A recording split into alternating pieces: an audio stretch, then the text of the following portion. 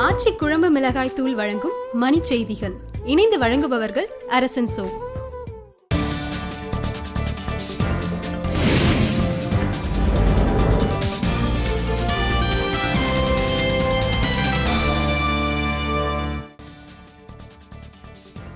சீர்திருத்த நடவடிக்கைகளுக்கு ஒத்துழைக்க காங்கிரஸ் மறுப்பதாக பிரதமர் நரேந்திர மோடி புகார். தமிழகத்தில் கல்வியியல் கல்லூரிகளில் சேர்வதற்கான விண்ணப்பங்கள் வாங்க இன்று கடைசி நாள்.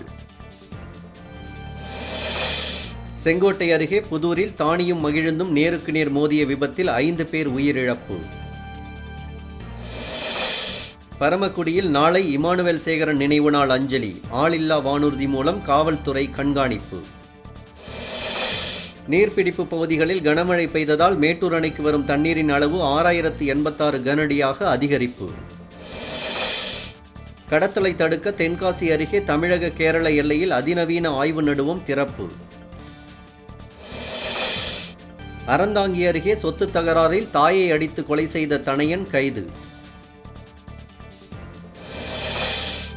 மூத்த குடிமக்கள் வாழ தகுதியுள்ள நாடுகளில் முதலிடத்தை பெற்றது சுவிட்சர்லாந்து. உலகளாவிய ஆய்வில் தகவல். அமெரிக்க தலைநகர் நியூயார்க்கில் தீவிரவாதி என நினைத்து சீக்கியர் ஒருவர் மீது கொடூர தாக்குதல். சென்னை நுங்கம்பாக்கத்தில் அரசு ஊழியர்கள் பங்கேற்கும் மாநில அளவிலான டென்னிஸ் போட்டி தொடக்கம். ஆச்சி குழம்பு மிளகாய் தூள் வழங்கிய மணி செய்திகள். இணைந்து வழங்கியவர்கள் அரசன் சோ.